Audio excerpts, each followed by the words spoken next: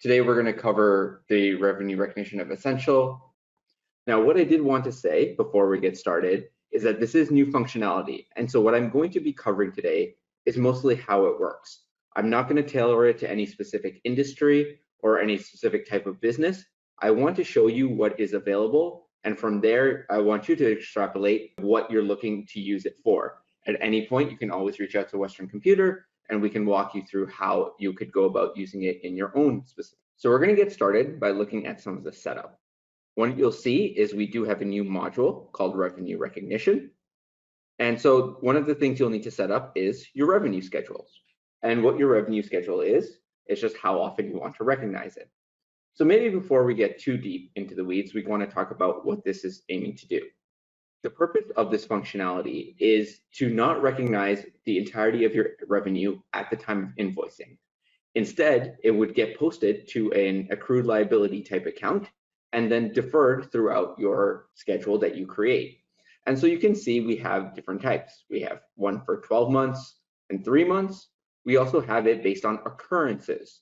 So this could be something when you don't entirely know when your revenue will be recognized, but you know that it will happen either once or 3 times. You can set up as many of these as you'd like, and you can choose how it's going to work, whether it's just going to start at the first of the month or the first of the next month. If I click into my details, you'll see that this is where you set up your various periods, and you can see the percentage that gets recognized along with any sort of rounding that needs to happen as well. So that is a key piece of configuration that you need to set up beforehand. You also will need to set up a journal, and this journal will be what gets posted to allocate the revenue from your liability account into your actual revenue account. And so you can see under journal names, we have one called RevRec. This is a new journal type that just recently became active, and you will need to configure one of those, which you will then configure into the parameters itself. So those are your key setups that you need to do before you decide to get started. The next aspect is to look at your items themselves. So to do that, I'm going to go into the items. Now note, you can choose to set up revenue recognition at the item group level. So if I go into item groups, I can see under audio, we now have a revenue recognition. So for example, if all my audio products were to follow a specific schedule, I could choose to specify that as a default right here.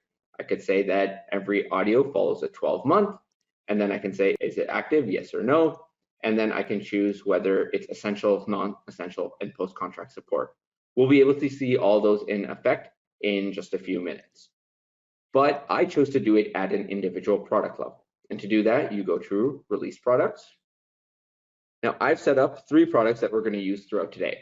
We're going to have a TV, warranty, and an installation fee. So my company, maybe it's called Best Buy, we sell TVs, but we also sell warranty and we also sell installation services. So if I go into my warranty, you can see if I come down below here, I have a revenue schedule of 12 months and I have it included in my revenue allocation. We also will look at the median price methodology later on in this demonstration. If you do choose to set up an item to utilize revenue allocation, one of the things you have to do is you have to set up the revenue price. So this is the amount that's going to be used on a basis calculation of how much revenue this item weights itself on a contract. And we'll see how that works in just a little bit. But you will have to set this up for every individual item itself. I've configured this to be my base price or my MSRP kind of thing. And then if I choose to sell over or under that price, the system will take that into account. So that is the setup that needs to happen. Now let's get into actually demonstrating how this works. So we're going to start with a very simple example, and then we're slowly going to get more and more complicated. So I'm going to go ahead and I'm going to create a new sales order. So I'm going to go here. And I'm going to put all 3 items on my sales order. So I'm going to sell 1 TV. And what I'm doing is I'm going to sell it at the revenue allocation price. So there's my TV, my warranty, and my installation. You can see that it's 1400, 120, and 500. And I won't bore you by going into all of them, but that is how much I set up as my revenue allocation price for all 3 items. At this point, I'm going to confirm my sales order. For those of you who are already on Dynamics 365 or on other versions of the product, confirming the sales order is not a required step. However, to use revenue recognition, in order to see the implications before you actually invoice this order, you need to confirm the sales order. So I'm going to go ahead and do that now. And just take a second. There we go. And now under manage, I have my revenue price allocation. So what you see is I have my two products, my warranty and my installation.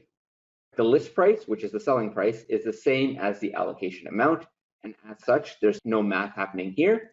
If we go and look at our expected revenue schedule, we'll see that we have 12 lines for my first product because it was a 12-month, that's my warranty. And so I don't want to recognize the full revenue of my warranty right at the time of invoicing because I'm going to earn that over the 12 months that the warranty is active. And so what you can see here is that this is expected to be recognized on March 1, April 1, so on and so forth. And so you can see that I have my 12-month schedule. Finally, I have an installation. Let's say my customer came in, they bought a TV, they also bought installation, but we don't know exactly when that installation is going to be scheduled. Same thing, we don't want to recognize the revenue yet because we haven't actually earned that revenue yet. And so that one has been deferred. Now, I can go into my actual installation item and under setup, I can go in and put in a contract start date. So let's say that today is February and we've come to a discussion with the customer and we're saying it's probably going to be in March. So I say 04/01/2020, save this, and I'm going to reconfirm this order.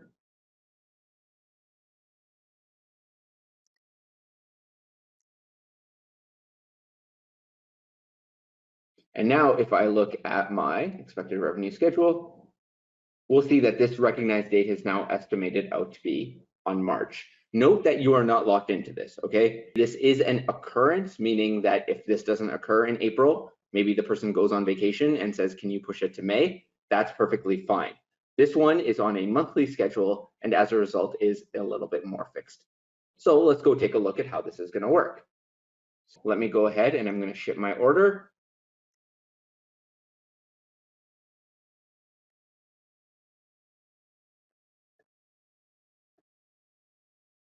And now I'm going to invoice my order. All right, okay. So let's go look at the voucher. So what you'll see is that we totally sold for 2020, but we deferred $620 of revenue. And you can see that went into my deferred revenue account.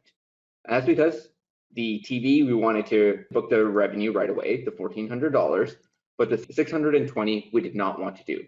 And so that posts into my deferred revenue account. So we're good to go. So far, we have not recognized revenue on the amount that we didn't want to. So let's go to step 2.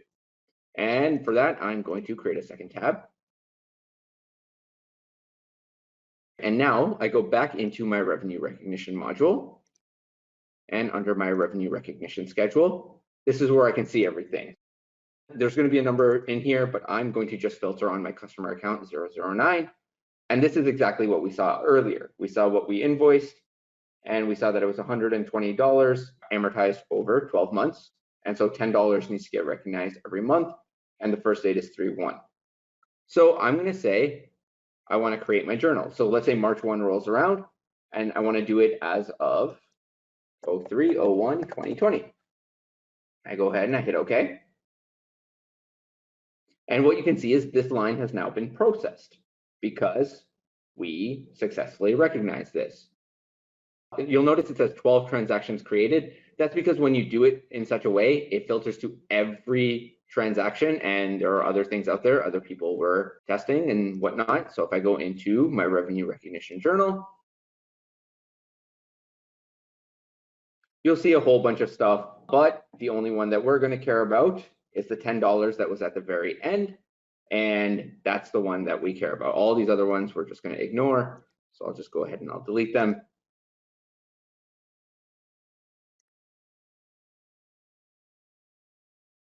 And so what you're going to see is, and just in case you're wondering, That's my invoice number. If I go to my invoice, there it is, 771. So this is that one item there, invoice 771. And so what it's doing is it's debiting my liability account and crediting my revenue, which is what it's supposed to do. And I go ahead and I post this. And we're good to go. We now have successfully recognized this revenue. Let's go back into my screen. And I go back to US 009.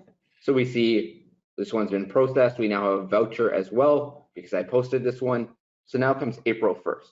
And this is the scenario where this one is scheduled to be on April 1st. But when I go to do it, I determine, hey, turns out he didn't set up his installation. So I'm going to push this now out to May 1st. So I'll go ahead and I'm going to save this. And so now when I go ahead and I recognize for the month of April,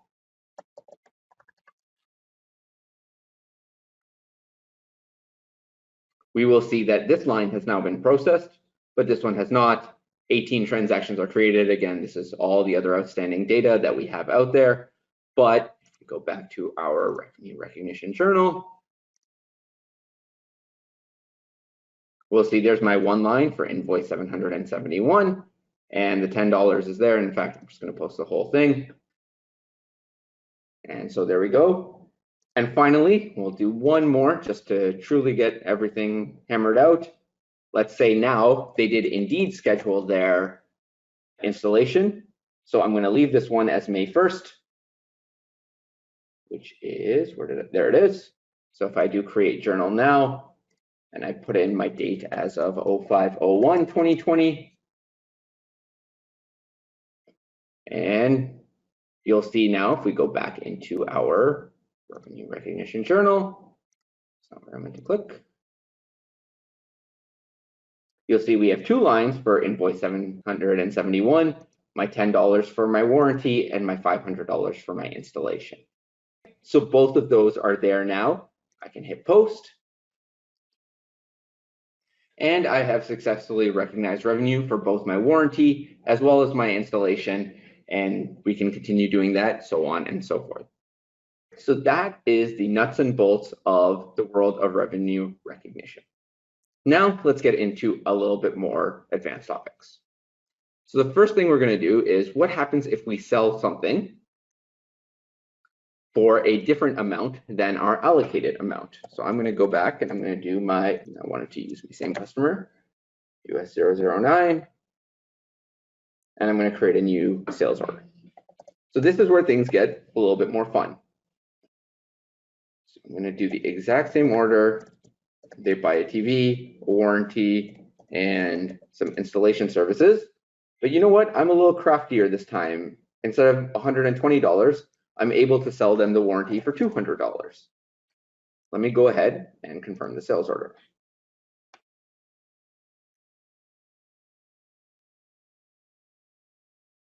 So now, if I go look at my revenue price allocation, what you see is I'm going to export this to Excel so we can look at this in a little bit more detail.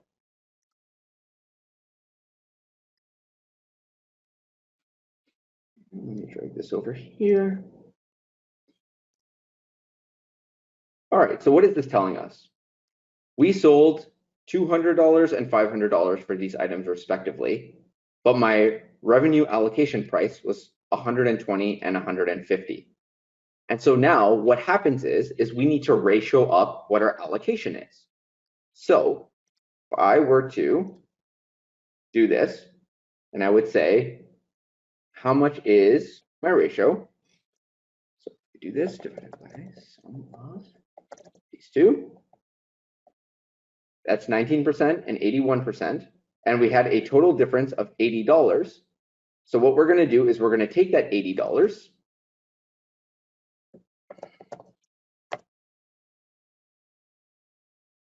and multiply it by our ratios.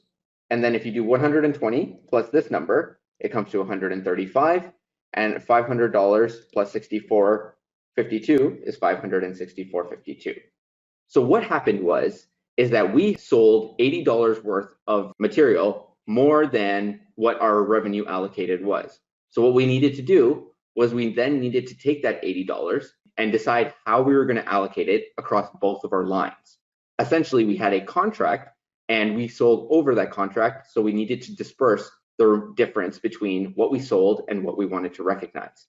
And so what you can see is my warranty now gets an allocation amount of 135 as opposed to 120, and my installation now gets 564. The key is that not all $80 went to the warranty line. It got allocated across both of them based on the net weight of each individual item. So that is how the system is going to take any price changes. If we had instead done, so let me come back here and I'm going to make this one 120 again. And now if I had said that I gave them a 10% discount on my installation fees, so $500, but I gave them 10% off. Let me confirm this again.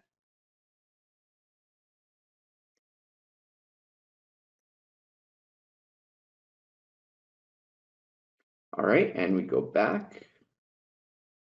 And so now what you can see is both of the two lines have been ratioed down. And that's because we now have a lower than revenue recognized amount.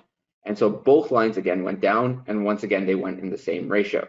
So we lost $50 from our selling price versus what our revenue allocated price was. And so what you can see is that it went to 110 on this line, so we lost $9 here, and it went to 459, so we lost about $41 here, which again is about the ratio of our 4:1. So it always treats it as a contract, and that's what we need to remember. Now let's throw in our next wrinkle. Let us go into my TV and say, I also want to include my TV as part of my contract value. So I'm going to go ahead and do this. And I'm going to turn on this one as well. And just so you can see, my revenue allocation price is $1,400, which is exactly what the sales price is. So now let's take a look and see what happens. So I've turned that on. First thing I'm going to do is I'm going to take out my discount again. I don't want to make things additionally complicated. So once again, I'm going to confirm my sales order.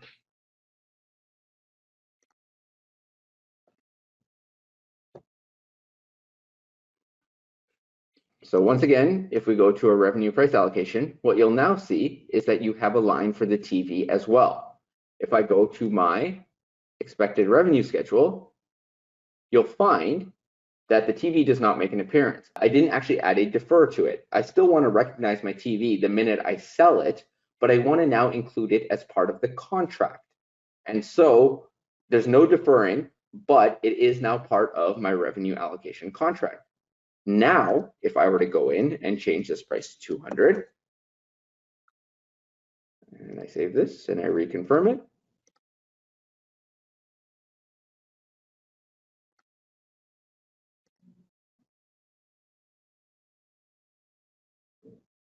all right, let's go back in. Now what you'll see is that my revenue to recognize amount has changed for the TV as well. So what you're going to find, and let's actually go through and process this one all the way. So I'm going to ship it.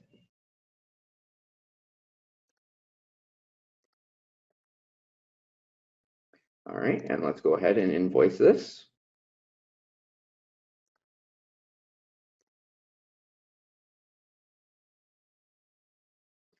So if I go to my invoice journal, and again, I'm going to look at my voucher, what you'll find is that my amount that was immediately recognized is $1,455. It's not the $1,400 that we initially sold for the TV, because the TV received some of the revenue bump as well this time.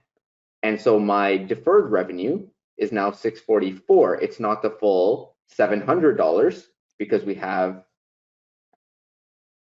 $500 and $200.